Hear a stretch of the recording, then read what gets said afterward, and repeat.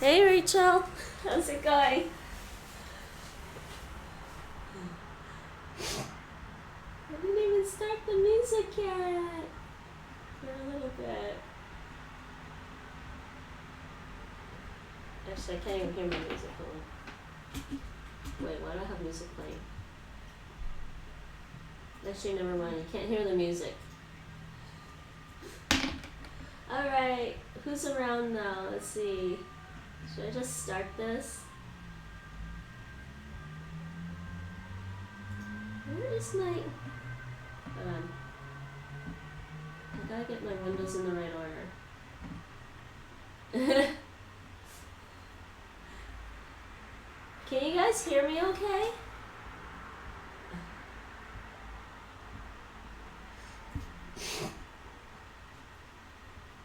Yeah? Okay. Okay, so, excuse the mess. Excuse the mess. Excuse the mess. I keep forgetting my webcam is actually right here. Excuse the mess. I've not unpacked a ton of stuff since I moved, and we don't actually own this place, so it makes it hard for me to like unpack and get new furniture and things like that. So, anyways, so who's around? I don't know how many of you are around. Let's just start. I'm gonna start with some basic warm up. And I'm gonna be over here. Okay. Oh, I can see myself on. I can see the VOD on Nate's thing. So hi guys. I'm gonna be over here, and we are gonna do a little bit of warm up first. So for Taekwondo, it's a martial art, and you pretty much need your whole body warmed up and relaxed, or you're more likely to hurt yourself. I have a bad knee, unfortunately, but so the first thing I'm going to do is just some basic neck exercises to loosen the neck. So one of them is just going from left to right. So I usually do, what do I do? Do we do 5 or 10? I think 10, no 5 maybe. So you do 5 that way, but just go back and forth. So hana, and I'm going to count in Korean. 2, set, net, dasa, right? And then up and down, you want to go hana, 2, set, net, and dasa. The other thing you can do is potentially, you can also do a little stretch to try and stretch out your neck area this way. Just push up gently on your chin, just stretch out your neck, and just stretch out the, stretch out the throat, and just stretch out your neck. You can pull gently, pull your head from the top, gently downwards till you feel a slight stretch in the back of your neck. Because neck tension is also not very good for you either. You can also do semicircle neck rolls. I don't really like the full circle neck rolls. I think you're more likely to impinge something, which isn't really good. So we do a semicircle 1, 1, 2, 3, 4, and 5, and then on the back 2, you do semicircle. And Nate's nodding. I see Nate there. Go 1, 2, 3, 4, and 5. And actually, I can feel. Actually, for me, I could feel there's a lot of like tension right there. It's really bad. So next thing, shoulders. Shoulders. So you want to loosen up your shoulders by just doing gentle shoulder rotations. So we can go back. So go 1, 2, and make them nice and big to get all the muscles. Because then you'll get also the muscles that here will get worked out. So what was that? 3, 4, and 5, and 4. 1, 2, 3, 4, and 5.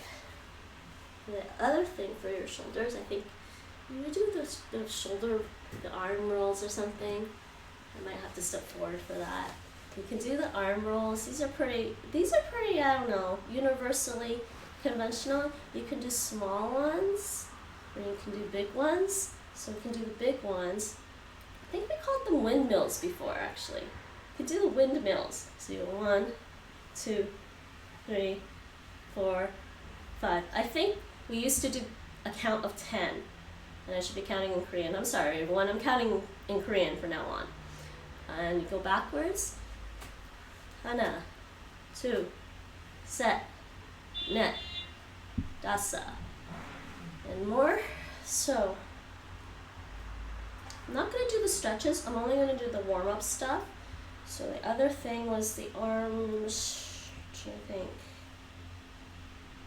There's something with the arms. Arms out like this. We're going to go 1, 2, 3, 4. That's one count. So 하나, 둘, 셋, 넷, 둘. 하나, 둘, 셋, 넷, 3. 하나, 둘, 셋, 넷, 4. 하나, 둘, Rachel says she used to do them at primary school. 5. Which ones? The windmills? You can also do these.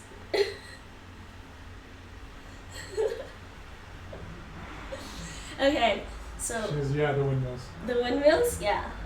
And I'm trying to think. There's also, okay, so we're gonna bend our arms like this. Just do this one, and just go. And we're gonna do the same 4 count as one set. So you go, 하나, two, 셋, 넷, and you're gonna feel your back. My back is cracking. Okay. 하나, two, 셋, 넷. 하나, two, 셋, 넷. 하나, two, 셋, 넷, and one more. 하나, two, 셋, 넷. Because with Taekwondo and most martial arts, you're going to be doing a lot of twisting with your torso. So it's good to have that loosened up a bit. Trying to remember going from top to down. Which one to do next? There was also hip rotations, and sorry, waist rotations. There's also the. Nate, refresh my memory. Why am I forgetting this one? We used to do. No, we don't do that anymore. I don't know. I feel like there was something we did before, but I don't think we. No, that's that. We don't do that anymore. So waist rotations actually, not the hips. Well, not the hips. Hips are down here. Your waist is up here. So big circles with your waist, and you're gonna do 5 one direction and 5 the other direction. So you go 하나, 둘, 셋, 넷, 다섯, and then go the other way. 하나, 둘, 셋, 넷, 다섯. And now the hips, their hips are down here. So this is more like, practicing for like Ricky Martin's Living La Vida Loca song or something. I'm thinking about you, Nate. Uh-huh. So you're gonna do the hips, 5 one way and 5 the other way, and just the hips. Try not to move your torso. Just the hips. Go 하나, 둘, 셋, 넷, 다섯.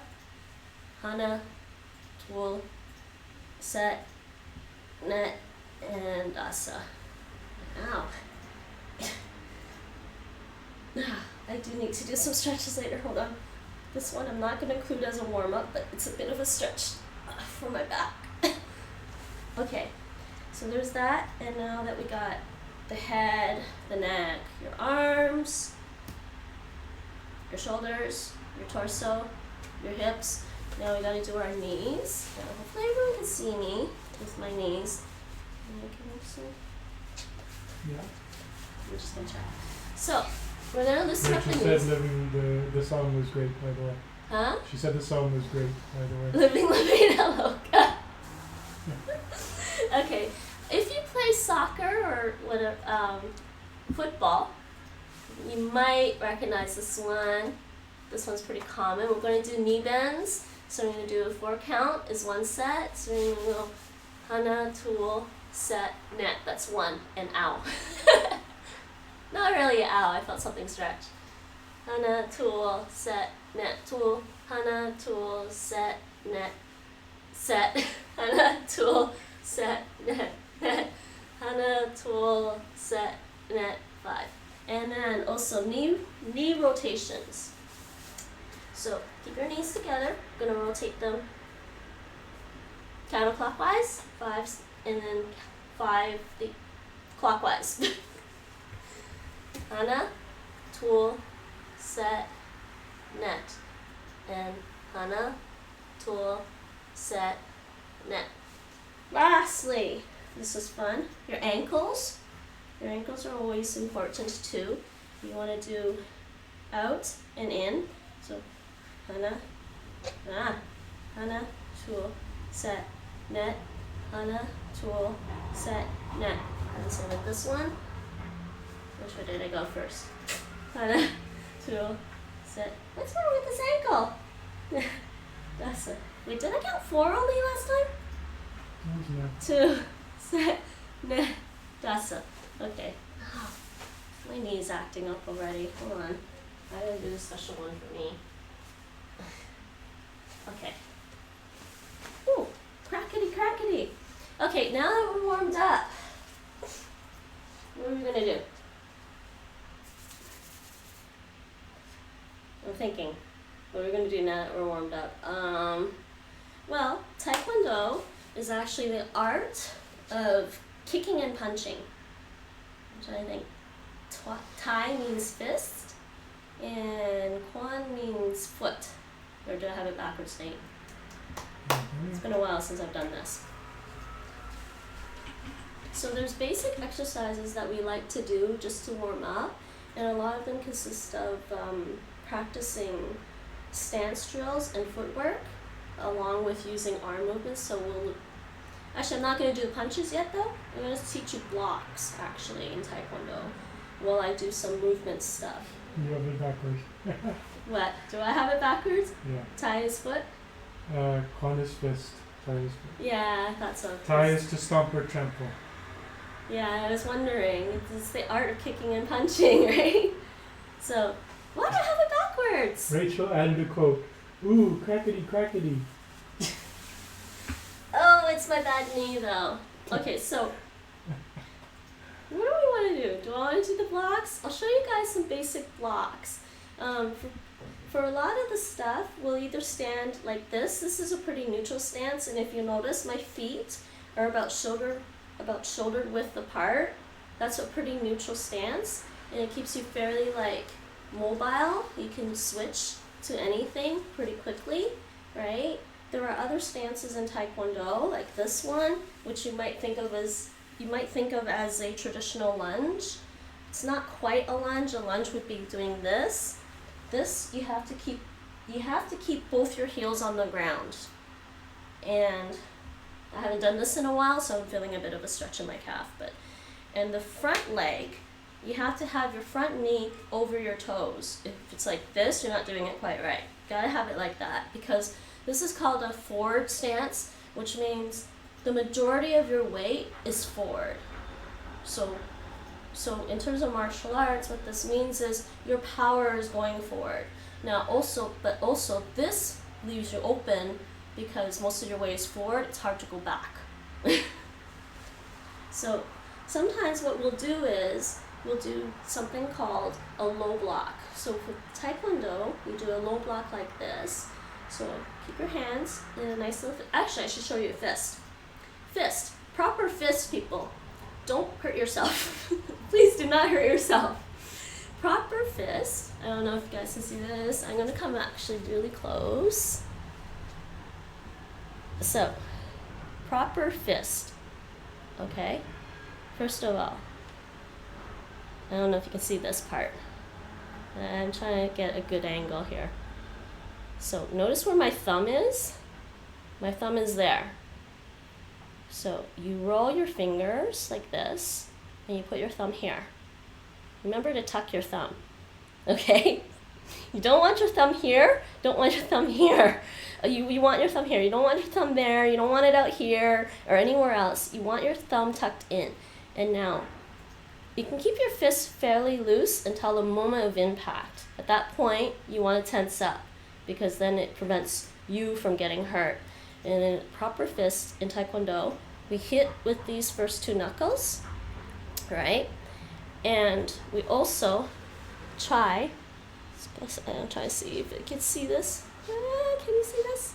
Try to keep a straight line like this. You don't want to pull your wrist back either, because you'll hurt your wrist. It's better to do this and keep a straight line, and the line goes like this down to your first two knuckles. That is a proper fist, and for a proper punch you want this straight line. You're less likely to hurt yourself.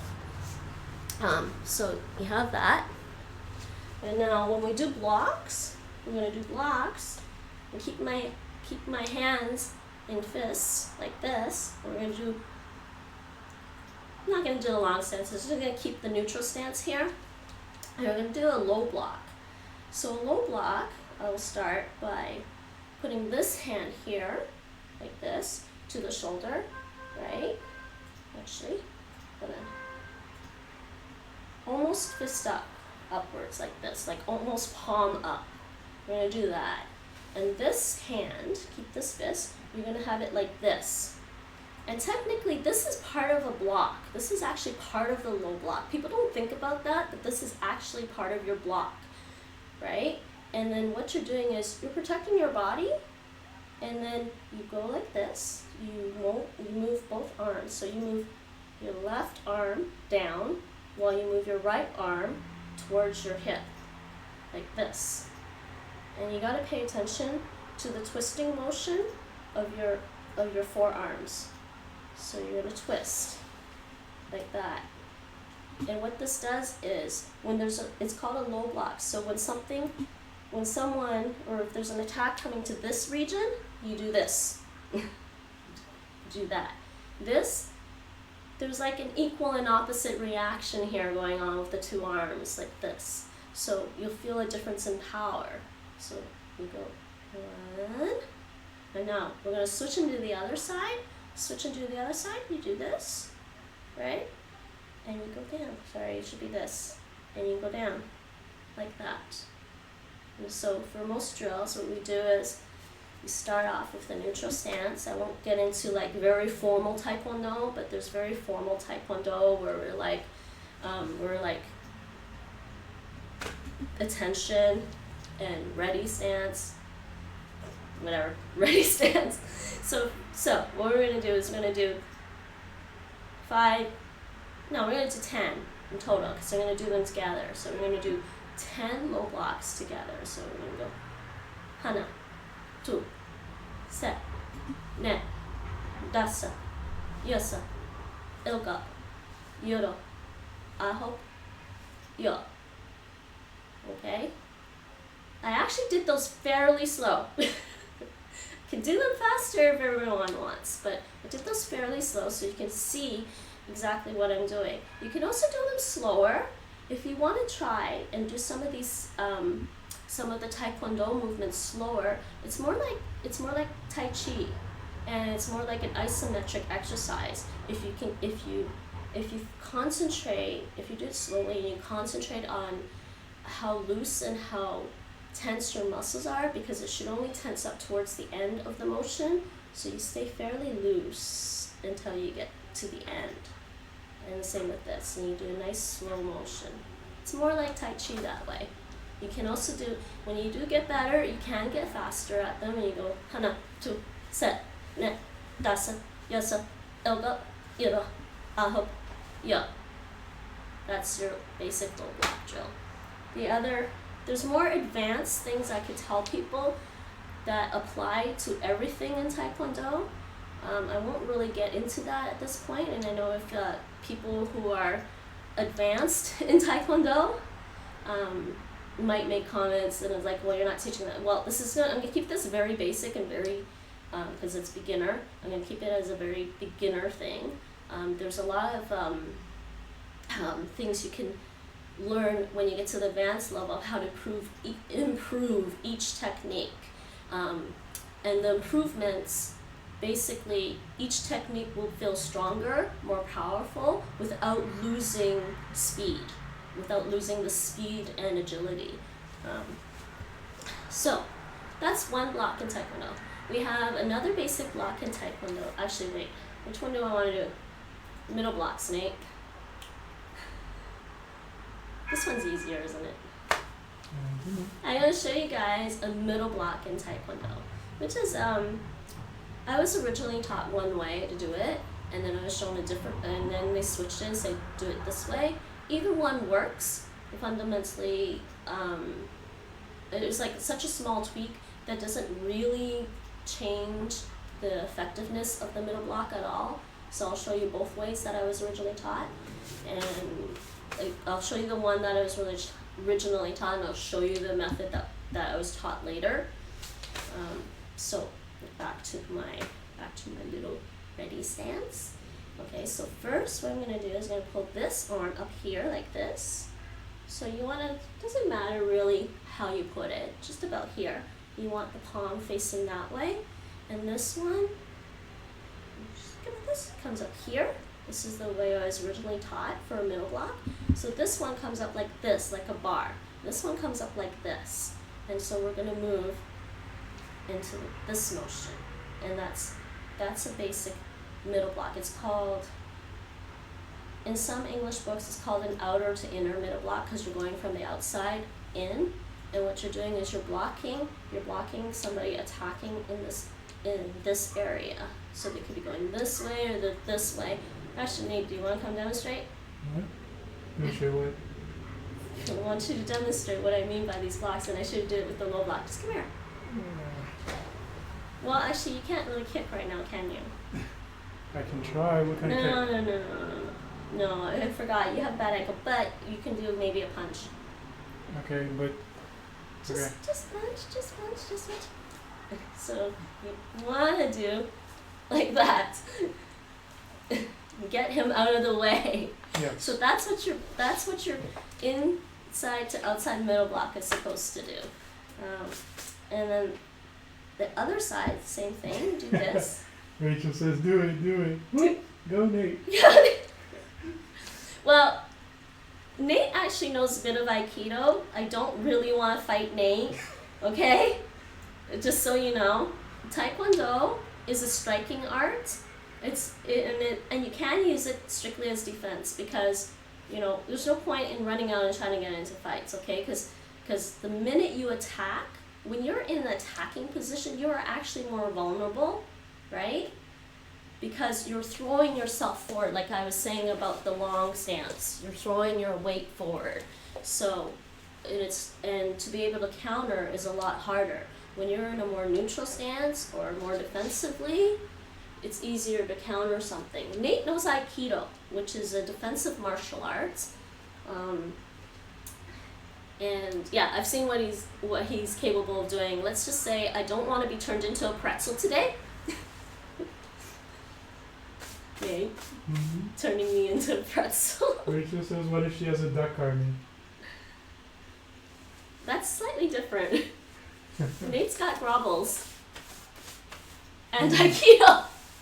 My grobbles are peaceful. Your grobbles are peaceful. They are peaceful. Okay, so we're gonna do, I'm gonna show you the middle block. He says ducks beat everything. Rachel says ducks beat everything. Alright, yes, I did see that duck army video. Okay, so the other side, we do it this way like this, right? So it's just the same thing. It's like, this is the left one, and then the right one. And remember what I was showing you with the low block and the twisting motions? You want to get these twisting motions in. Sorry, I'm getting twisted around. I'm getting twisted around, that's bad. So you want to get these twisting motions right. So here too, you want to get your twisting motions right. That's why this is this way, because it's going to twist. And like that. Like that. So, and at the same time, like the other stuff, you want to be loose. You want to be fairly loose. Like all your muscles should be fairly loose until the moment of impact. So we call it snapping. So you'll feel like it's a snapping motion at the end. The other way I was taught doing this middle block is slightly different. And like I said, it doesn't really change very much. In terms of how effective the middle block is, I don't feel like it changes very much. We do it this way, same way like this, and we start like this, with this one just straight out. I don't like this one. I kind of like this one better, or somewhere in the middle. But there's this one. They want you to go straight, and you do the same motion, basically. So I was taught 2 different styles there. So I think we'll do I'll do 10 middle blocks as practice. Counting Korean. I haven't done this in years, guys, so forgive me if I'm a little slow at something. So, and you can tell I actually don't do anywhere like precisely. I kind of do somewhere in the middle. So go 하나, 둘, 셋, 넷, 다섯, 여섯, 일곱, 여덟, 아홉, and 열. Should I do it slower? Now? You think it's good? Okay. So, do I want to do the other middle block? I should do the other middle block. So there's two kinds of middle blocks. I just showed you the out to in, right? So there is 2 different ones for in to out, actually. I'm trying to refresh my memory now. So, in to out, there's this way.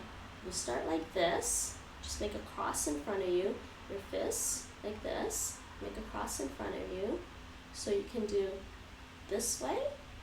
I feel like this one is not as common for some reason. Actually, maybe because we're blocking this way. Rachel says yes. What? Huh? For what? So, I'm going to do a middle block like this, right? And He this says is, DW, don't worry, I guess. don't worry.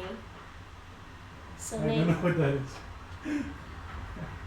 So, and there's this middle block, right? And this. Oh, She because said I've just been out of ignore. practice. He says just ignore her.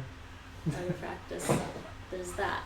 This is kind of a more advanced middle block, I think, because I feel like we weren't practicing this one as much until we moved up, like closer to black belt level. And so there's that one for the inner middle, what did I call it? Inner to outside middle block. And the other one, the way we do it is we do this and you twist outwards. So it's like that. So we'd make a cross like this. It should be like this. Doesn't matter. Make a cross and go like that. So the blocking arm comes out like that, and the other arm goes back to your hip. And yeah, the arm that you're not using the block always goes to your hip. That's where they always should be, actually. Should either be ready or at the hip, and because if you're consistent with this, you always know where your hands are, right? So you know you're going to be there and then transition to another thing. And by the way, these movements can all be done with an open hand as well. So you can do open hand as well, and you can do an open hand low block. Open hand low block, open hand low block. So let's do some middle blocks, inner to outside middle blocks. So we're going to do the other one, the second one I showed you, where the fist is palm out inner block. So we go 1, right? So we go hana, 2, set, I messed up that one, net, dasa, I'm messing up that one, dasa, yasa, ilgop, yero, ahop, and yo. I'm messing up that one. The other one, I'm going to do the second one where it's palm in, palm facing towards you. So you go hana, 2, set, net, dasa, yasa, ilgop, yoro, aho, and yo. Okay, last middle block. Sorry, not last middle block. Last block I'm going to teach everyone. And I actually found that this Rachel block... says she can do that one. Which one? Oh, this one? If you're following along at home, She says yeah. just be a little careful. You might be a little more tired than you expect the next day. Okay, this next middle block I actually felt like was a pretty natural, next block was a natural block to do. I don't know why, it just felt natural. So we're going to start kind of the same thing. We're going to start with a cross here, and the blocking arm is going to go up like this, and it's going to turn out like that. And you want this to be like, you want this to be 40, you want this to be like 90 degrees, right? So it's supposed to look like a diamond, right? So you want that. So this comes out and goes, blocks, this goes to your hip again. So this is your high block. I don't know why I feel like this is natural. I don't know why I feel like it's natural. It's just natural. Maybe because I'm short and I've been around tall people and I'm just like, nah, get away. So we can do, and the other side is like this, like that as well. And you kind of want, make sure I get this way. You kind of want to make sure your fist is kind of like lined up this way and not too far up and not too close either. You want to have maybe probably like that distance away from your head, because what happens when you're blocking something, there is going to be a little bit of impact and recoil. So if you're too close to your head and you try to block something, you might hit your own head. It's not really fun, is it? You also don't want to be that far away either, because I think you're not really going to block. It really depends on where you see an attack coming from, but you also don't want to be too far, because you're not really blocking this area. She says boink. Boink. Don't boink your head. I've also somehow managed to punch myself in the chin doing exercises. Don't ask me how. It's really funny. Not really hard, by the way. Just enough for me to be like, that was dumb. How did I do that? Wait, you've done that too, Nate. Yes, I have. Yeah. So let's do some high blocks. So I'm going cross. So Hana. 2. Set. Net. Dasa. Yasa. Ilga. Yura. Ahop. And yo. I just said it's being tired and not paying attention to what you're Oh. No, I've maybe just spaced out in class one time. I don't know. Or I've even actually somehow managed to punch myself. because remember when we do those drills, and they always said, just imagine a dime in front of you and you're trying to hit that, and I actually just punched my other fist somehow because I'm not doing it properly. Anyway, so those are the blocks. Rachel says she's saying the numbers too. Oh, you're learning Korean numbers? Okay, so those are blocks. And like I said, you can do these with an open hand as well. So you can do an open hand like that. Like that. You can do an open hand. Open hand. Open hand. Open hand. Open hand. Open hand. Which is actually kind of neat. There's some more advanced. There's some more advanced. Actually, not really. Not really. When you get to intermediate level, it just looks different because of the stance you're in. Like if I'm from here and I do this, it's basically the same block. It's an open hand middle block, but because I'm in this stance, like yeah, like that, it's actually really fun. And then you can do this. You can do these and this. So that's actually in part of one of the. Not many people know this, and I think it's very, very sad. Not many people know this. Taekwondo actually has what we call patterns or forms. They're like Tai Chi, or like I don't even know if people know karate has forms too, but they're basically like Tai Chi. The Taekwondo ones are probably more simple than Tai Chi forms. So the form is basically just a sequence of movements put together. And they do have them in Taekwondo as well. I think it's very sad that a lot of people don't know about it. And even if some people know about it or hear about it, they're not interested in it. I think Taekwondo forms are really good to do. They're good for your mental health, I think. They can be quite relaxing. And often I found it was like, would help with stress. It gives you something to focus on. Like, because when you're doing forms and patterns, you're focused on what you're doing.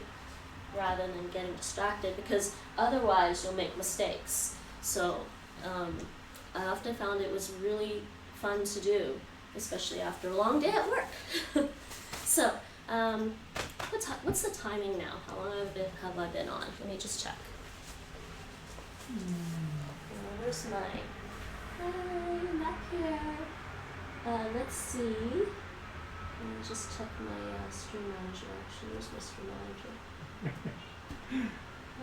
Rachel says this is the most I know about either.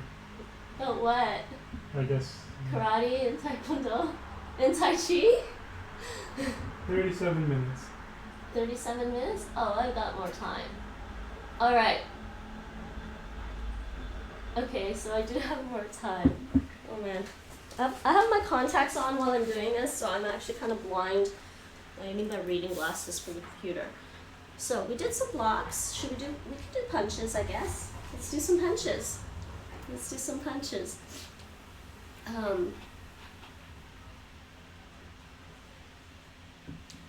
can do punches this way, I guess. It'll be fun. So you start off. So this, I was mentioning this is like a tension stance in very formal Taekwondo.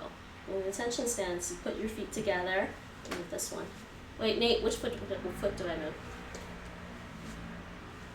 Left, I believe.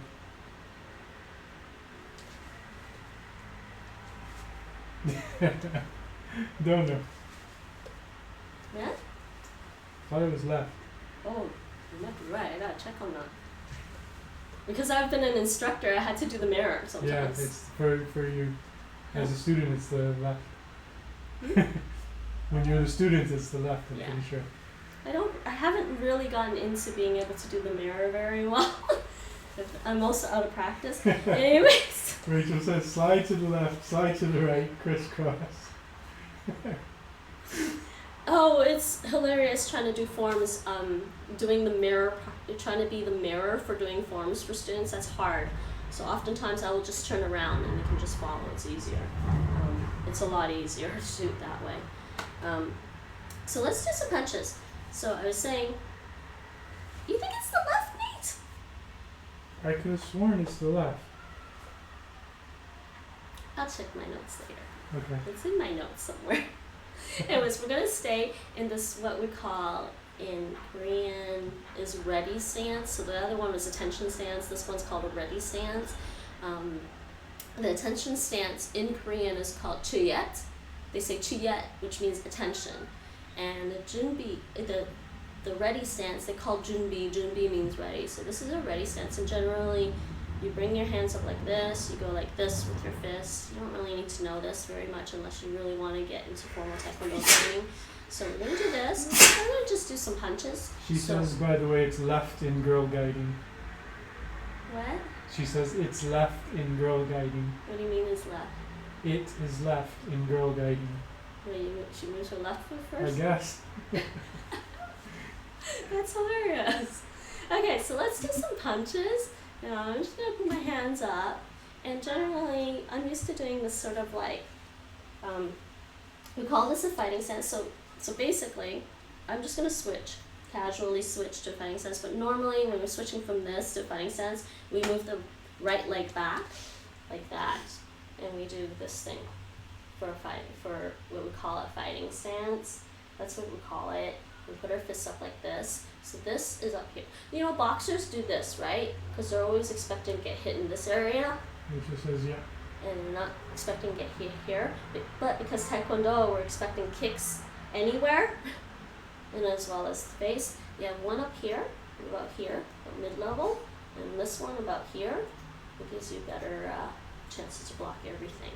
So, we can do a fighting stance. We can do punches like this, just the same arm, or and then we can switch and do it from this way, or we can do this one.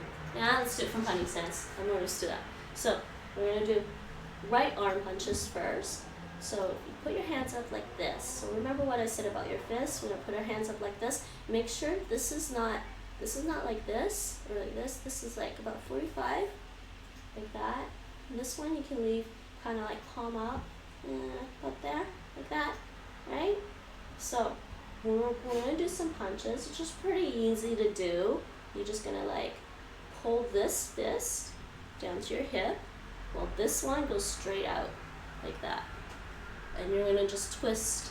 That's all you're gonna do. You're just gonna twist your arms for that, and you come back to that, right? And the other side, same thing, right? You're gonna pull this down and just go.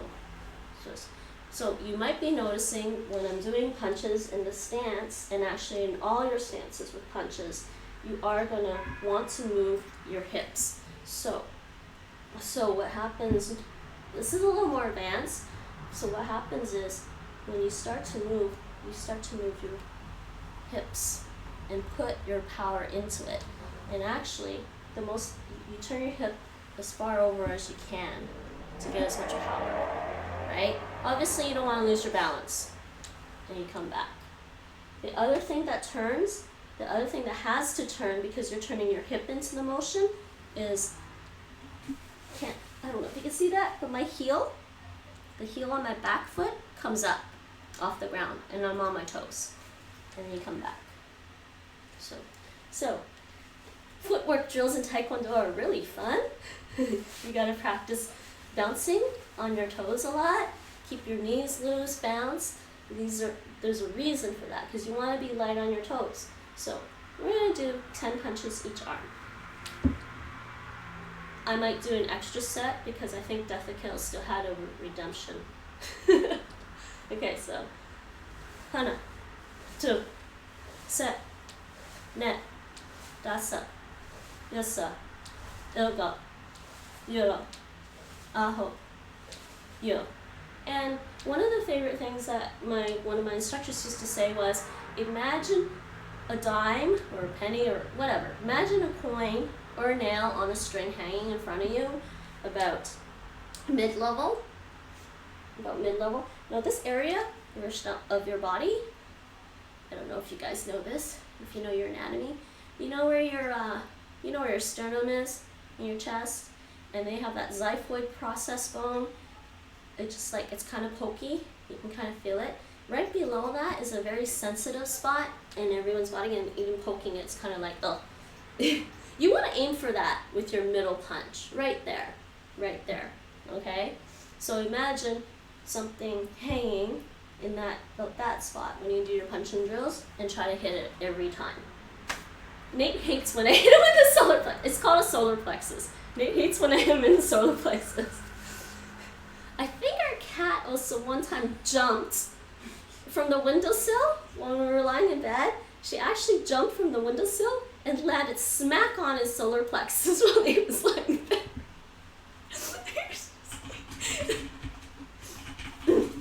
Yes, Nate, it hurt. It hurt. Cats are really good ninjas, by the way, with that. I might be losing my voice now. Okay, other side. So actually, normally when we switch by jumping.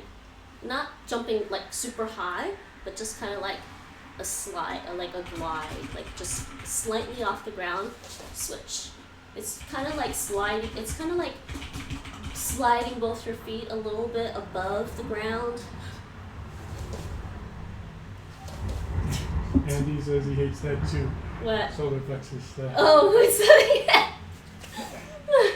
Cats are very good at it, aren't they?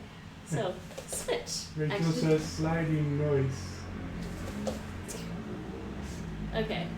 Yeah, I'm out of practice. I'm jumping way too much for that.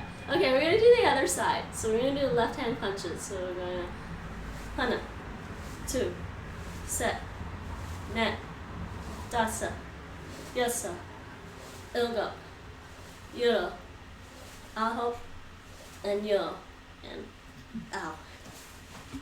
Knee issues. I think I was planting too much with my front leg.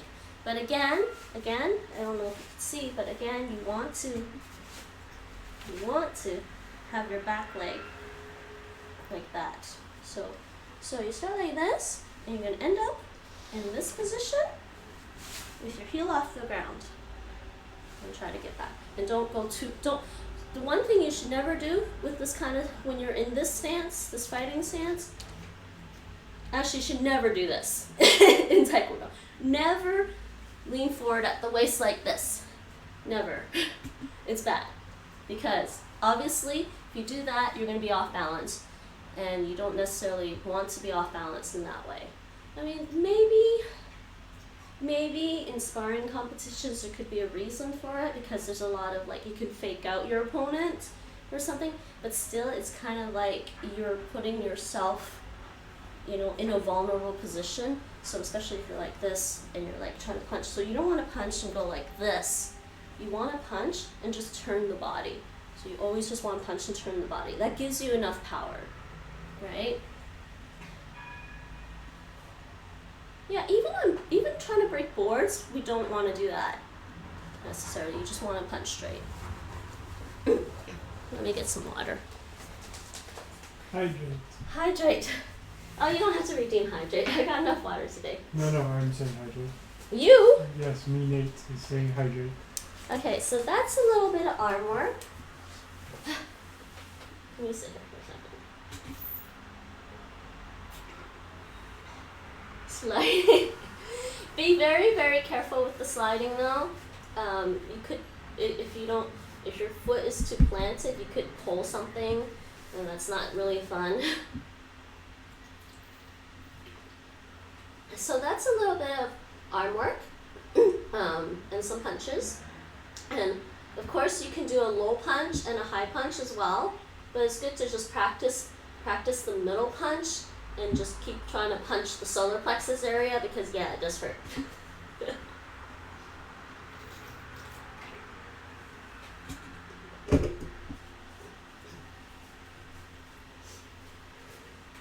So nowadays, Taekwondo is mostly known for its kicking.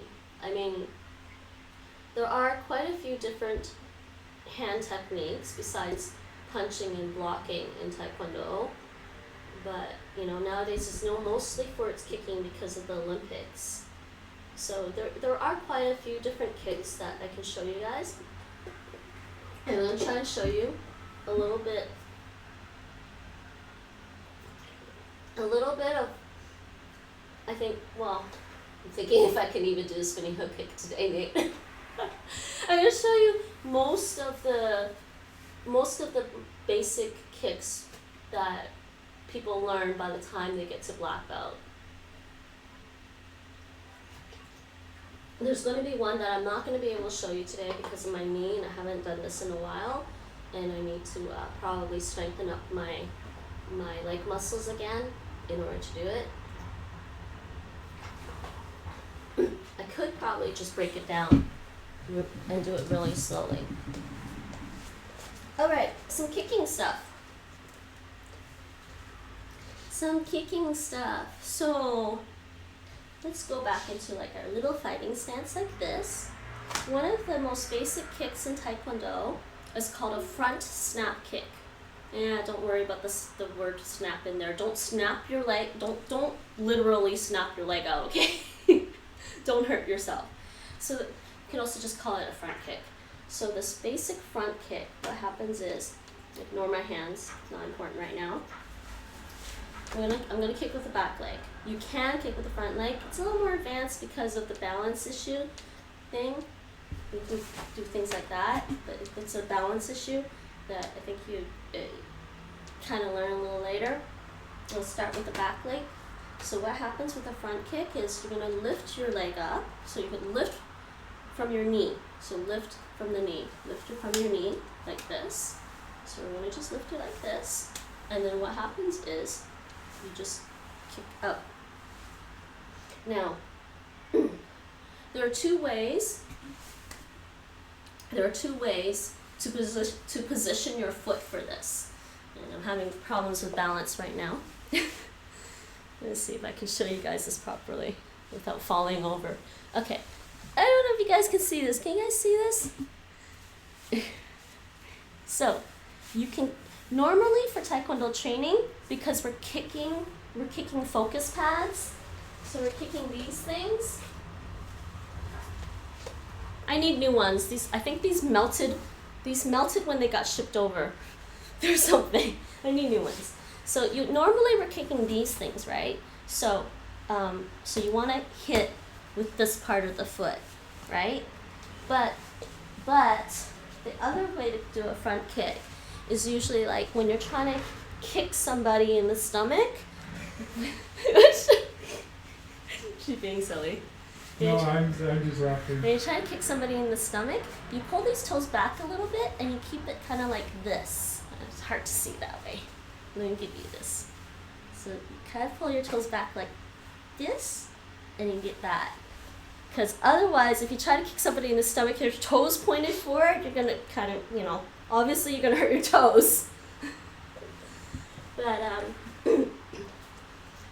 for these drills, we're gonna just do some front kicks, and just with your toes pointed, and try to keep a nice straight line, right? And we're gonna, hold on a second. I think I just felt something turn up. Maybe I should have did some stretches. Sorry, everyone. I just felt a cramp when I was trying to point my toes. That's bad. Too many games, people. All right.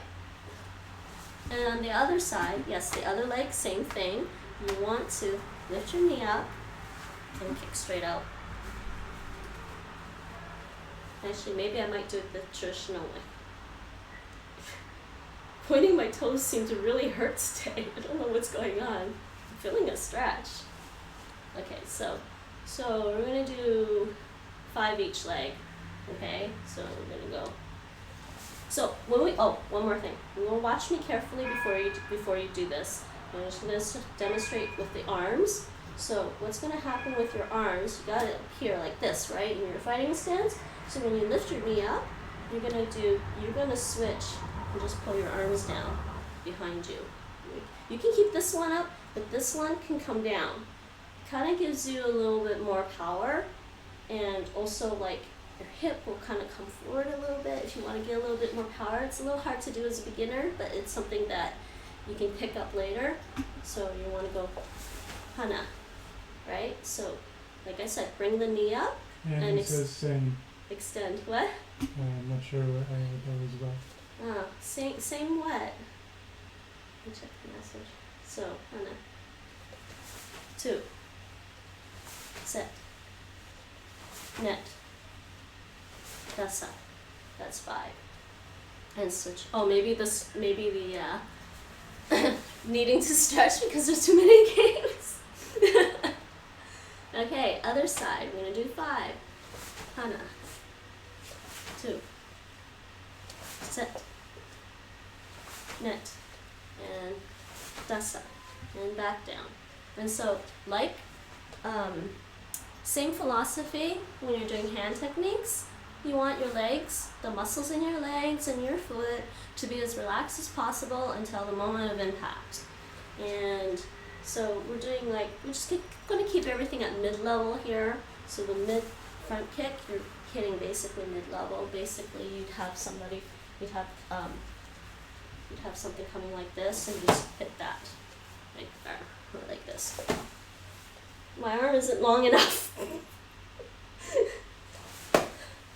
These are fun, by the way. There's fun drills for kids to do. You can give kids like 2 pads, and you can just practice kicking for like 5 minutes. Those are fun. The other thing we like to do with kids and just with people in general, everybody loves this. Once you get more advanced in something like Taekwondo, we do freeform kicking, like practice. So we'll just be like, as an instructor, we just call out the kicks. We call out the kicks, and we'll be like, axe kick, front kick, spinning hook kick, back kick, and the kids have to do it. So as an instructor, you get a little bit, kind of have to have a lot more practice doing that as an instructor. It gets pretty fun with the kids, and I actually personally love doing that with my instructors. And he says it was the longest exercise he did this year. Mike says hi. Hi, Mike. How's it going? You're here for the good stuff. We just started doing the kicks.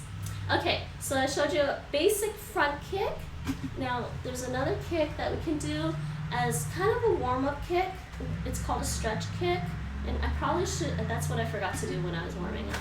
The stretch kick, you can do them really gently and it kind of warms you up before you start Taekwondo. So we're going to use the back leg. We are going to keep our leg straight. You're just going to pull it up as high as you can. Don't hurt yourself. We're just warming up. So just gently pull your leg up, and it's a stretch kick. So you just go 1, like that. The same with the other side.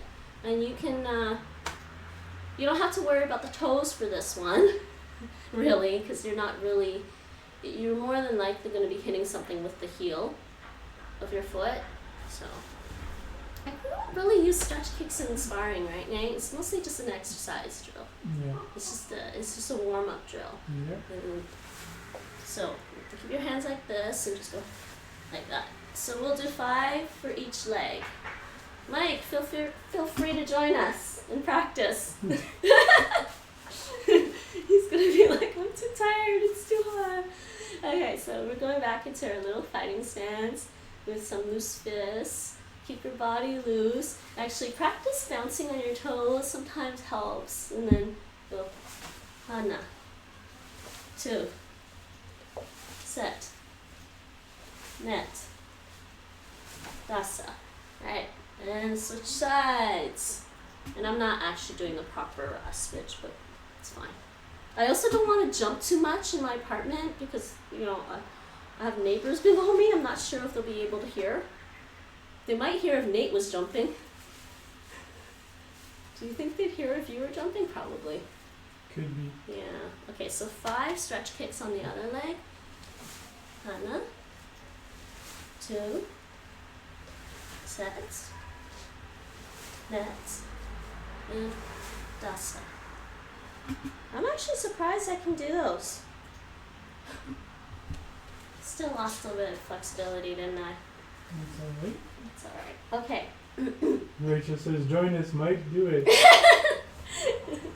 Can watch the VOD again after. Maybe I might just upload this on YouTube after we're done. After I'm done, I'll just upload it on YouTube. So this is some, I wanted to make Taekwondo videos before and I couldn't think of a way to do it, really. And I know the place is messy. I'll have to figure out something. I should really figure out like if I can rent a place, but you know, whatever. Okay, so we did the stretch kick. Now the stretch kick is good for as a warm up for this other kick. It's called an axe kick.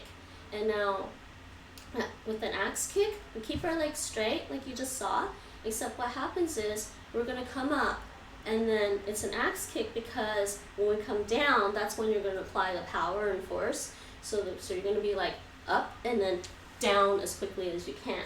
So you wanna get high above your target usually. So usually you wanna get slightly like, maybe like slightly higher than your target. Rachel says uploaded, and Mike says he did a speed version of the 5 kicks per leg. What? He did a speed version of the 5 kicks per leg. Whatever that means. So for the axe kick, you want to come up a bit above your target and smack it down. So that's why it's called an axe kick. Because if you think of how an axe works, you could like boom, boom, right? So it works basically the same way as a stretch kick, except for how you apply the force. So you're gonna go 1. So when you pull down, you might feel this in your hip, and it's kind of hard. It's probably hard as a beginner to start to feel that pull, but you are gonna pull, and you'll feel like a pull going through this way because your muscles will pull your leg down. So you really wanna pull down, and you're gonna be using. Yeah, you're going to be using your butt muscles, everyone. Taekwondo is all about using your butt. In the best way possible. Why are you snickering, Nate? Nothing. Okay, and then the other side with the axe kick, same thing. You want to get up and then pull down. And I haven't done these in a while, so excuse me Rachel says axe height. Don't call it ass kick. That wasn't very good, but whatever. So we're gonna do 5 each leg. Axe, kick, Like, no, Thor has a hammer. Odin has an axe, right? Okay, so we're gonna go Hana, 2, set, net, dasa. And the one thing you might notice when I'm actually doing this kick is I'll stop slightly here and then go back to my position, because that's where the power is ending. So, other side. That knee is acting up. It's so funny how if you have one bad knee, it affects both things. Like, it affects both sides. Okay. Hana. 2. Set. Net.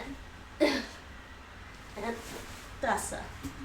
And also too, actually you might actually consider this other thing too. When you're doing this kick and you say with the stretch, especially with the axe kick, you can kind of do it with the stretch kick, but when you come up, you're supporting the heel on your supporting foot can come up too to give you more height.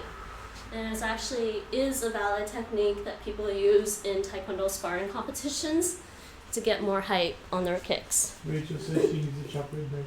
Huh? She says she needs a chocolate break. You need a chocolate break?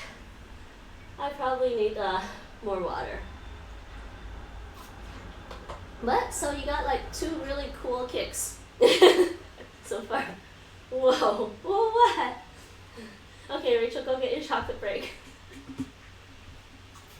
I'm just having a quick water break. Actually, I think I'm going to turn the fan on. Where's our other fan?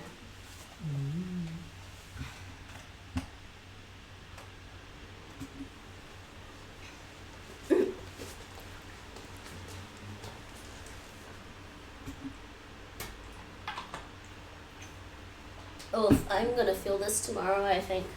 I have chocolate biscuits. Mike says, whoa, lifting up your supporting heel makes a noticeable difference. You noticed it, huh? So, also, like, when you're doing these kinds of, when you're doing kicking, and even when you're doing punching, you're also going to use your hip a lot. To like, so when you punch, you turn at the hip to put more power behind your punches. You're going to waste the workout, Rachel. She's still young. You're both still young. You'll be fine.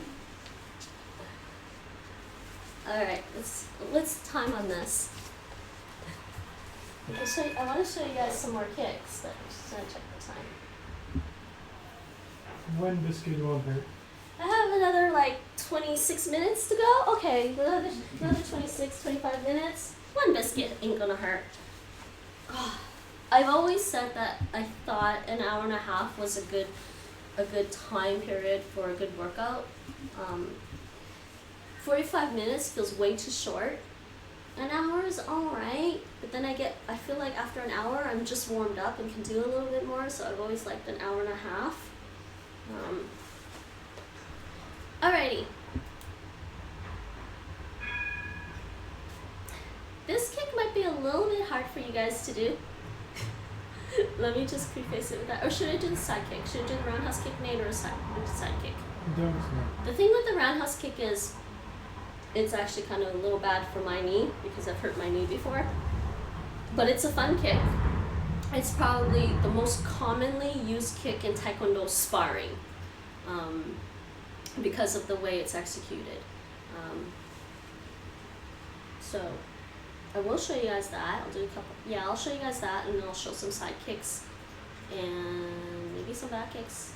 I might not do the back kicks. Like, I might not do a whole set of back kicks and more of the advanced kicks, but I'll try to explain them to everyone. So roundhouse kick basically has the same premise as the front kick. You bend your knee, you extend, right? Except the tricky part here is, and I'm going to warn everyone now, if you don't have enough space around you, clear off some space just in case because you might fall over. Or at least have something nearby that you can grab quickly in case you feel like you're going to fall over. And like I said, you want to be light on your feet, and you're going to need, like, your supporting leg. You should try to lift your heel up on the supporting foot so that you can turn on you're gonna need to turn on your foot here. And I haven't done this in a long time, so I probably won't be able to turn all the way, but the basic premise of this kick is, it's the same like the front kick, we start out the same way, but what happens is, before you extend your foot, you're gonna turn. And I'm stepping down because I don't have my balance. FYI, Mike says he doesn't work out regularly. Rachel says me neither. She says she can fall on her bed. I've done that before too, Rachel, it's fine. Do some stretches. I did some stretches on, like, I don't have a bed. We sleep on the floor. So I did some stretches on the floor and then just lay down. So it's good. So I don't know if you guys all saw that. It's kind of like the front kick I showed you earlier, but when you extend your leg, you're gonna turn your supporting foot as far over as you can, so that the ultimate thing you want to do, if you want to have the most power with this kick, I'm gonna just use the wall because I am out of practice for the balance. So fundamentally, you want to do like that, and you'll see. I don't know if you can see my supporting leg. You'll see my supporting leg has turned all the way over for that. Fundamentally, if you do that with this kick, it's called a roundhouse kick. If you do that with this kick, you've got the most power going through in the kick. A lot of times in Taekwondo sparring, you'll see this kick a lot, and you might see a really high version of it, where someone is just going for jokingly called sparring kick, because they're going for a high headshot and trying to get some extra points, and their foot, and yes, they will turn all the way over to try and get the power all the way through. So that is called a roundhouse kick. It is a very Mike common says kick. he did that kick earlier. Kicking is more fun than push-ups and sit-ups. And Rachel says, how do you land? How do what? How do you land? How do you land? Well, first of all, yes, I should also explain, yes, after each kick, what you want to do is, so properly with each kick, like even the front kick, you extend, but don't forget to, oh my god, I just got a cramp. Wow! But don't forget to, I can't believe I got a cramp. You know, the problem is, I actually went for a walk today. Nate and I went for a walk, and we walked a little further than I was expecting to. Hold on, let me fix that. So, for every kick, when you start with every kick, you bend your knee, you extend, and then you have to bend your leg back and then put it down. Don't drop your leg after the kick, right? Don't drop your leg after the kick. So you want to go like this, extend, down, down. You don't want to do kick and... I actually can't even do that. I can't even do bad techniques at this point. They trained me really well. Like the muscle memory, just after so many years, muscle memory will take over, and you'll just start to remember how to do these things. Except now muscle memory from that walk is kicking in, Nate. But I probably should have stretched after we came back. I didn't have a chance to. Oh, that's bad. Okay. So, roundhouse kick on this side, same thing. You want to come up, right? And while you're extending, you want to turn like that. And you step down. You can step down in front if you want, and then come back. So, how do you land? I don't know what you're talking about there, guys. How do you land? Mike says maybe Nate has to take over. I think Nate might be in worse condition than me right now. Can't do it right now. I don't think he can do it right now. Oh, that cramp, that cramp, that cramp. That's not good. That's not good. I'm contemplating whether or not I want to do the roundhouse kicks because I do have a knee issue. We'll do it. We'll do it. And also with the roundhouse kick too, it's the same as the front kick. Generally in sparring and when you're using focus pads, you want to point your toes. You want to point your toes, and that's why I'm getting a cramp in my calf. You want to point your toes for this. You don't want to pull your toes back because then you'll hit something weird. But with the roundhouse kick, if you are hitting a target, a different target, you could do that thing where you could also just do that other method where you're pulling your toes back and just keep it extended as well. You can do that. In fact, trying to break a pine board, with a roundhouse kick with your toes extended is actually kind of painful. It's better to try to do it with your toes pulled back, and same with the front kick. Whenever I did a board break with the front kick, I always pulled my toes back. Not my favorite kick for breaking boards, by the way. Roundhouse and front kicks, not my favorite options for trying to break boards. They're not meant to be power kicks. They are meant to be quick kicks. And so we are going to talk about a couple of kicks that are more powerful than front kick and roundhouse. Axe kick is pretty powerful. If you have the flexibility, you can get your leg up and then pull down. It can be pretty powerful. I think there was a story, one kid, he was 12. He was actually 12, but I think he looked like 16 because he was really tall and had big feet. What? Mike says, don't punch with your thumb behind your other fingers. I'm a Taekwondo master already. Yes, don't punch with... Mike, did you just try that? To be fair, he missed the beginning. I did say that. Yes, you have to make a punch. You have to make a punch. You have to make your fist like this. Like that. I did know this story. This kid, he was about 14. He looked like maybe 16, and he had really... He says he knows that. really big feet. And so he went into a Taekwondo tournament with other kids, and he kept doing an axe kick and hitting the kids' heads. I mean, they have helmets on, of course, but so after that tournament, our instructors told him he had to stop using the axe kick on the kids' heads. He'd have to hit them on like the shoulder or something, because he was just too big for his age group. And I was like, man, he probably should have been, honestly, he probably could have been sparring with adults, and adults is usually, I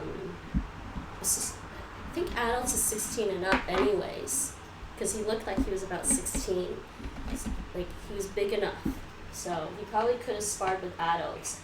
So I don't know why he was still put with the kids.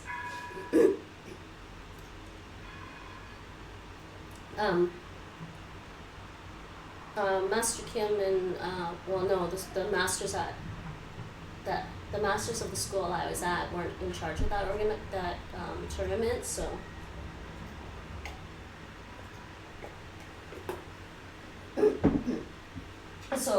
our instructors actually told the kids stop hitting them with the axe kick. Who's here right now? Lexi, hey, how's it going? Can't right now. I can barely stand up both legs. Oh no! I'm gonna be like that later, trust me. I haven't done this in ages. He's not gonna try one leg stand right now. Huh? Lexi says he's not gonna try one leg stand right now. Okay, so this other kick is a side kick. It's actually kind of a more of a power kick. It's not as fast to execute as a roundhouse or a front kick. And basically with the side kick, what we're going to do is, so they all come up the same way like a front kick. So we're going to come up with her knee like this, right? But for the side kick, instead of turning at the same time as you extend, like in the roundhouse kick, we're going to turn first. So we're going to come up like this, and we're going to turn all the way over if you can. And you're going to have your leg like this, and then extend straight out. And you could try to hit with just the flat part of your foot and the heel. Properly, we use the blade of the foot, which is the outer edge of your foot, which is kind of hard to do. Let's see if I can show them this without me hurting myself more because I'm cramped up from walking. I blame Nate. I didn't realize we had to walk so far today, so I blame him. So basically, okay, you know when you do this?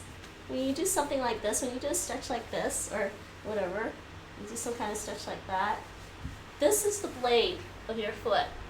So when you do a side kick, you want to hit with the blade of the foot. It localizes the force into a smaller area. So when you hit something, it hurts more, basically. So there's more force in a small area.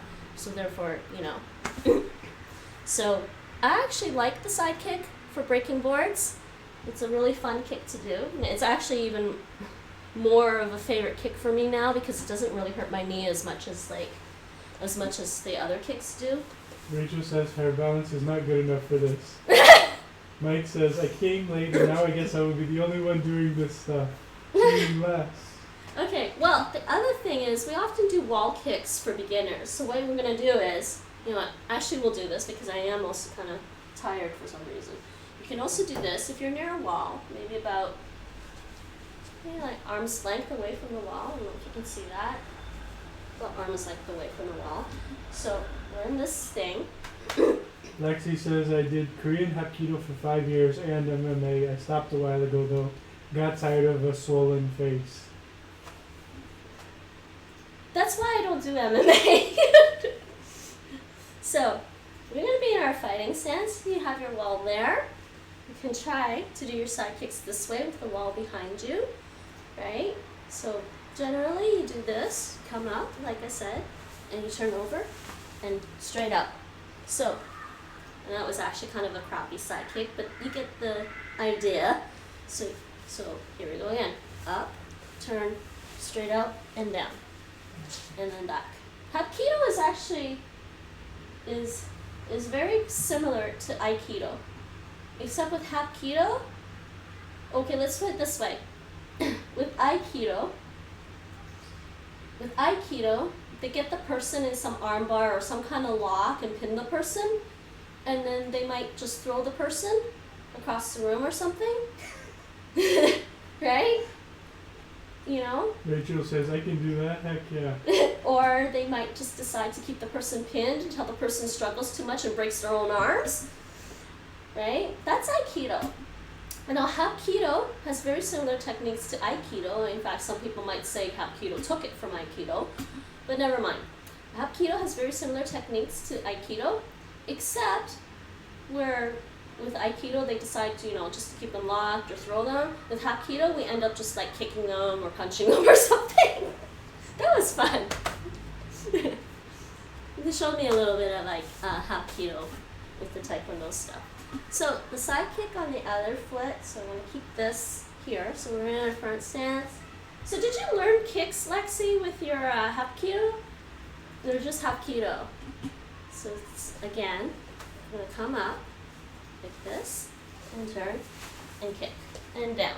So that is your side kick. And again, your target, we're going to keep it mid-range. So aiming around the solar plexus area, right? You want to make everyone go, ugh, when you hit them. That's always fun.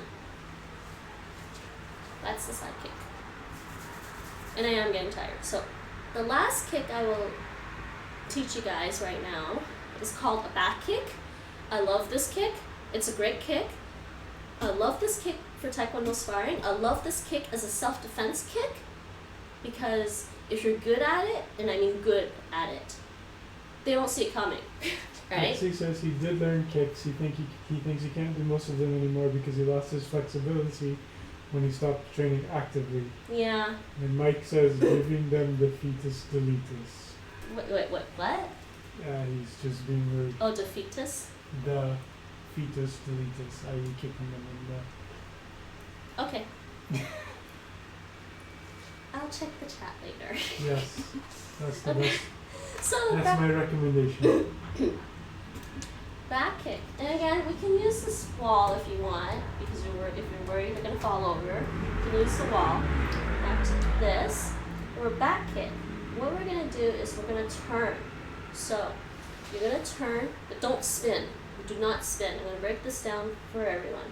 So you're facing this way. I'm going to look to the back wall. I'm going to look behind me. I'm going to turn like this, right? And then look over the other shoulder that way. I'm looking both because I'm checking the screen, right? Now, when we do this, you lift your leg up, right? So you lift this leg up now. So now I'm facing that way. So you lift your leg up the same way as you do your front kick, except now we're just going to go here and extend straight back, like that. And now notice I said turn, not spin. It's crucial. If you want to get good at this kick, is crucial that you don't spin, because spinning will give away things. A simple turn. You keep your body loose, but keep everything in. Keep everything in like this. Just turn, kick. Be careful, carefully. I think I did that a little too fast because I'm a little cramped, but whatever. I'll survive. So it's the same thing, and that was a little low. That was a bit of a low back kick. Oops. Again, you want to try to aim at mid-range. Now for the back kick, to get the mid-range, you might have to bend a bit forward. And yes, that is a drawback of the back kick, right? Because you might bend a little bit to get the height. But if you get good flexibility, and like Lexi was talking about, because like you can't do these because of flexibility, yeah, probably. It is a little harder, but you can always build up to a decent level of flexibility and still do mid-range kicks. In Hapkido, I think the emphasis is often on actually lower kicks. One of my former Taekwondo instructors actually runs a Hapkido school in Toronto right now, and he does a really good job. You can probably look it up pretty easily. It's Hapkido Toronto Hapkido. Mike says it's a horse kick. It looks like a horse kick. I did that one really badly. But yeah, it's kind of like a donkey kick. But remember, you gotta bend your knee and just hit straight out. And you want to hit with the heel. You want to hit with the heel. So remember, just go hit straight out and straight back and down. Or actually, oftentimes you see it go like this and turn all the way around. So you want to turn and turn, don't spin into it. A lot of people will do like a back kick and just be like that. That's more like a donkey kick, because they're just spinning and then suddenly it comes out. But then again, donkeys are pretty powerful. Actually, I don't know. Did they actually call it a donkey kick in Korean? I do not know. I don't remember. So same with the other side. You want to do the same thing. So from Donkeys here, are ubiquitous, mendacious, you want and to turn. powerful. You want to turn. Look over your shoulder. So you have to look at your target, right? Remember, everyone, look at your target. Do not try to hit blindly. You look at your target. Leg up. Sorry, knee up. Leg out. Knee up. Extend the leg. And hit with the heel. Rachel says donkeys can kill you from kicks. Yeah, probably. It probably was called a donkey kick at some point. Okay, so those are some of the kicks in Taekwondo. I think I got you up to like intermediate, almost advanced kicking, side kick, back kick. Oh, actually, I can't do I'm not gonna be able to do a spin hook kick. I can show you a hook kick, actually, based off of, based off of doing a side kick and a back kick. You can do a hook kick. Nate loves this kick. Lexi says best thing to see lately was John Wick 3, where the horses kicked people left and right. Oh God. And Mike says the big mystery is how much you're gonna lie down in the air while doing these kicks. Lie down in the air. What? You can fly, Mike. You can fly. You can be all matrixy. Okay, so I'll show you a hook kick actually, because I almost forgot. A spinning hook kick is based off of a hook kick. You can try to learn a spinning hook kick without learning a hook kick, but if you learn the hook kick and you get really good at the hook kick, it makes learning a spinning hook kick a lot easier. Because the spinning hook kick basically combines like just turning your body before you do a kick. So a hook kick is very similar to a side kick. We start off the same way, like this, like all our kicks. We lift our knee up, right? The hook kick, kind of turn a little bit. You don't have to turn all the way. Kind of turn a little bit, like this, right? And what you're gonna do is, instead of doing a side kick straight out, you're gonna aim and do a side kick slightly like. Well, I'm doing the right leg, so you're gonna aim slightly left, right? So slightly angled that way, and then come across. So the thing with the hook kick, yeah, my flexibility is bad too, Lexi. Don't feel bad. Lexi says back in 10 making food. So what the hook kick? It's a hook kick because what we're gonna do is side kick there and pull across, and that's pretty bad because my leg is like wobbly. So here. So you go like this, side kick, and pull across. Now, a hook kick is an ideal kick as a high kick. So what you do is, and it's a sneaky kick, because what happens is, Nate, do you feel like standing? I'm not going to do anything to you. I'm just going to stand. Why do I need to stand? Just need to stand. Where? Just come here, stand. So hook kick is a sneaky kick. Basically, what happens is you'll come up, do a side kick here, and then hook across for the person. That's the point of the hook kick. So on the other side, you're going to do a side kick here and hook across. That's the purpose of a hook kick. It's actually pretty good. It's a really fun kick. Damn, I can't believe I'm so need to do Mike this one. says I'm not having any balance issues. Am I pro? I don't know about that, Mike. You might have to turn your foot more, your supporting foot more. So hook kick again on this side, like that. Rachel says the younger, the more balance. Yeah. So the fun thing, you can do a combination hook kick, roundhouse kick.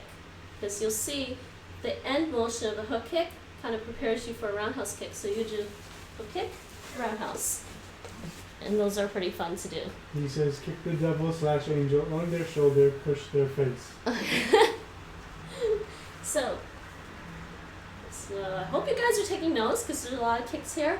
And I was saying that once you learn a hook kick, you can learn a spinning hook kick easier, because the spinning hook kick is like the back kick. You start this way, you're going to turn, look over your shoulder, and instead of doing a back kick, you're going to do a hook kick with the same kind of premise that I was talking about with the side kick going off a little to the side. So you're going to do this, and then you're going to come up like that and do that, and you're going to go right back to where you were. That's a spinning hook kick. It actually is one of my favorite kicks. Sadly, I probably shouldn't do it quite as much anymore because I have knee issues. Unless they give me stem cell regeneration from my meniscus tear, that would be awesome. The last advanced kick is a tornado kick. It's just basically a very, very fancy roundhouse kick. So that little roundhouse kick thing we do there, like that. The tornado kick is a very fancy one. You turn like this. You turn. You don't step down like I just did. But you do a tornado. You turn, right? Don't turn it. Don't put your foot down, right? And then you just jump and do a roundhouse, which I can't really do right now. I'm out of practice. But that's the basic premise of a tornado kick. And it's called a tornado because you're just spinning. The other way to do a tornado kick is sometimes people will take a step and then do it. And then kick, right? And it's actually a really fun kick. Kids love it. So that's it. That's it. What time are we at now? I'm a little too tired to do some of the kicks. Probably time. Yeah, it's probably time. It's an hour and a half with some Taekwondo. We can do some stretches. I actually did plan to do some stretches afterwards. So, and I was actually wanted to do some strength training as well, but I think we ran out of time for that. Actually, it's an hour and a half. Yeah, the time is up. Oh, Mike, you're a pro at everything, aren't you? The younger, the more balanced. Kick the devil angel on the shoulder, push their face. Yep, that's pretty much the hook kick. Yep, time's up. All right, so let's see. Oh, I need to cool down. What do you guys want to do? Let's go raid somebody? I need a little break. I need to eat something. Mike says maybe we should make sure we get our daily workout done, not just Duolingo. We'll see. We'll see. I wouldn't mind doing more of these. It's a matter of fitting it into the schedule. When I moved to the Netherlands, actually before I was moving to the Netherlands, I went to talk to the Taekwondo master at the school. I was like, "Do you know any good schools there?" And he's like, "Just open your own school already." Like, yeah, but it's kind of hard when you don't have a name for yourself yet. I mean, when he opened his own school, he's like a 4-time world champion in Taekwondo. Right now, I think he's at least 7th Dan? He's Rachel says this was fun. This was fun. I'm glad you liked it. I'll think about when to do more. I also need to get in better shape so I don't look like I'm doing donkey kicks. He actually told me just to open my own school already because I do have a 4th Dan. I do have a master. I'm technically a master in Taekwondo.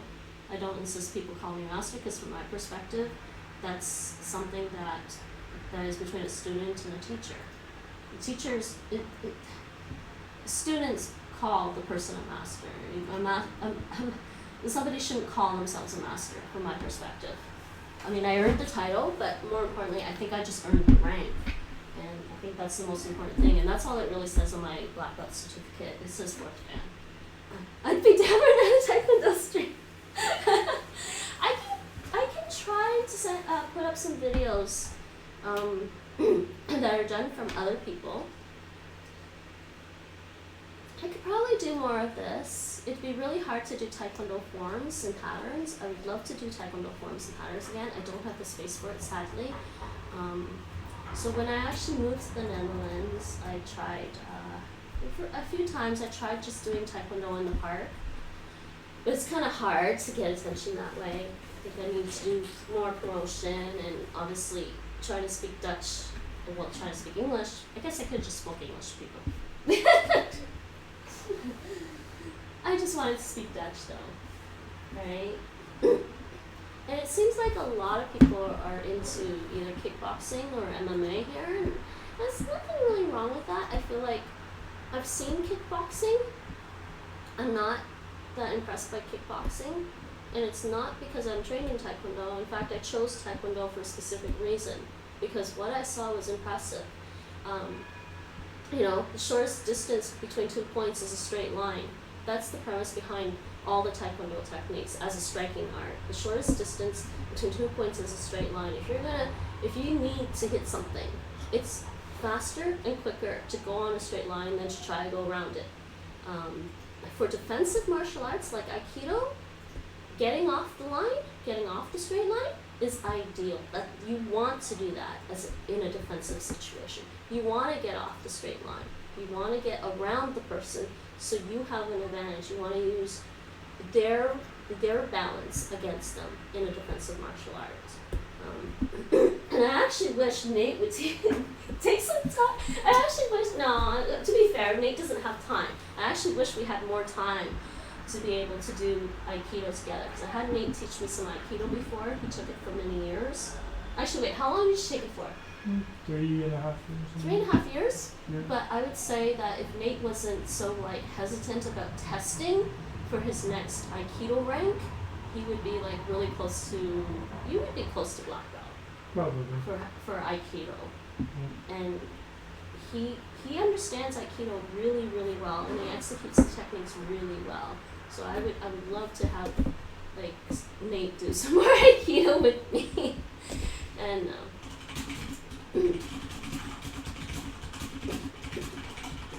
for some other reasons, Nate stopped doing Aikido at the school he was at. It wasn't because the school was bad per se.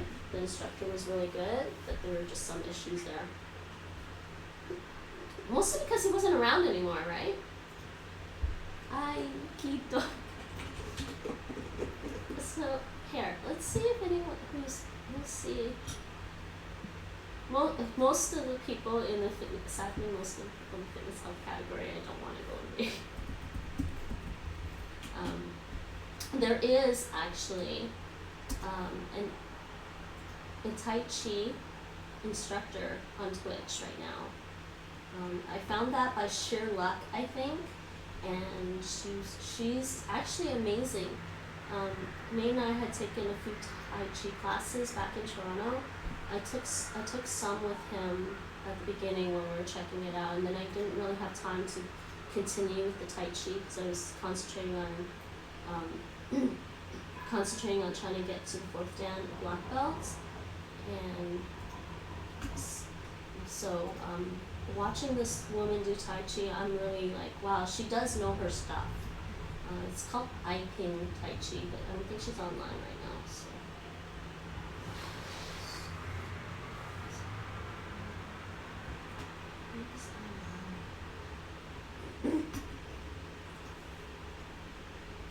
Oh, hey. I know who we're gonna raid, actually. I do know who we're gonna raid. We are gonna raid everyone. I hope you enjoyed this stream. And yeah, if you guys are down for more Taekwondo stuff, I'd be happy to do that. And I'm sorry I didn't get around to talking about body conditioning and strengthening for Taekwondo.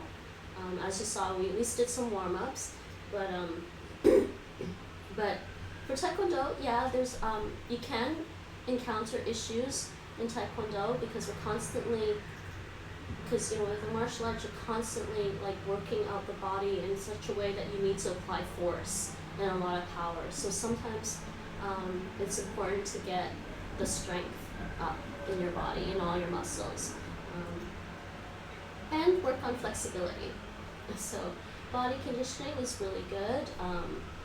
Doing planks. I don't know if you guys know what planks are. Where you just hold yourself off the ground with your hands and feet. Actually, I can still demonstrate the planks, can I? What was I doing here? I was trying to look at something. Yeah, here we go. Yeah, sorry. So you guys know what planks are, I think, right?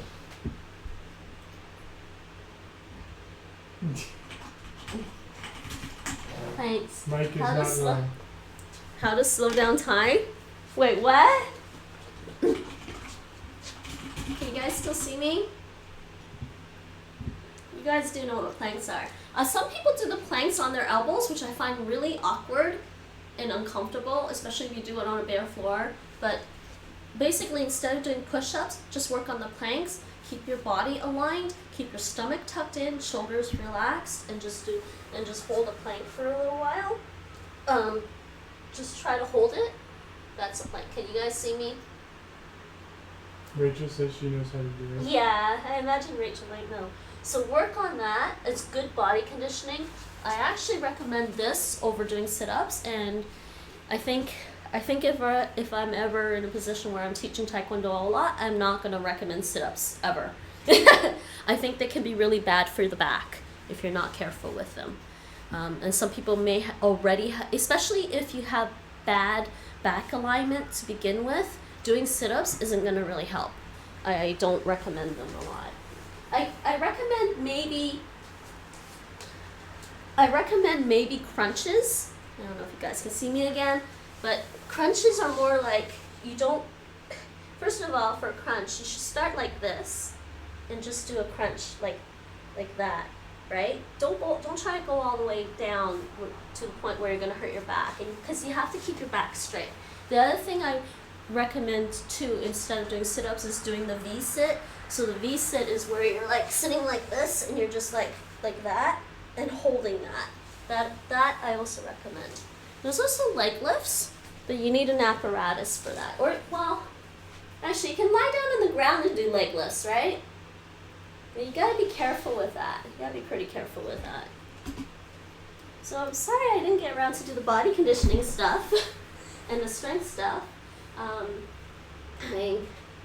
I have free weights lying around for me to do some of the strength stuff on the arms and variety of stuff. It's harder to do strengthening for legs. I mean, if you can't afford a gym membership, and obviously Corona world, it's kind of hard to go to the gym. You can get a leg press machine to build up your leg muscles. There's all sorts of other ways to strengthen up all these muscles that you're going to be using in Taekwondo. Anyways, so I will say bye. I'm going to eat and get some more water and take a break. And, depends on what else I have to do. I might pop on and play a game. I don't know. I do have a new game for tomorrow. We are going to play a new game tomorrow night at 9 p.m. I'm psyched because I've been wanting to play this game for a while. So it'll be a new game tomorrow night. Maybe I'll pop on again later tonight and play something else. in the meantime. So let me see. Hopefully she's not quitting. Oh no, she's not gonna quit anytime soon. She just started streaming like 20 minutes ago or something. Let me see. And thanks everyone for popping in. I guess I can shut off the other camera for now. We don't need the side cam. Sorry, my place is a mess, everyone. So thank you. That was your community reward. So let's go. Raid. We are gonna raid. We are gonna raid. Raid hype. Sing NinjaBot raid.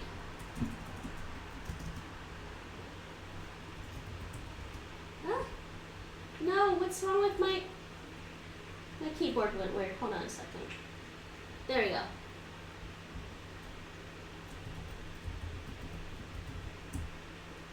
Did I get this right? I think I got the right name. Okay, I got that name right. Okay, so everyone, you can say NinjaBot raid. You can use emotes, say hype or whatever. Yes, definitely say hype because it looks like this person just got affiliate. And thanks for being here. You guys are wonderful. I feel good.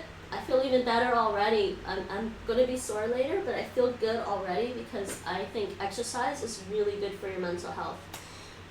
Keep at it. I know it's painful, physically painful when you first start, but it's not so bad after you get used to it. Okay, right now, later.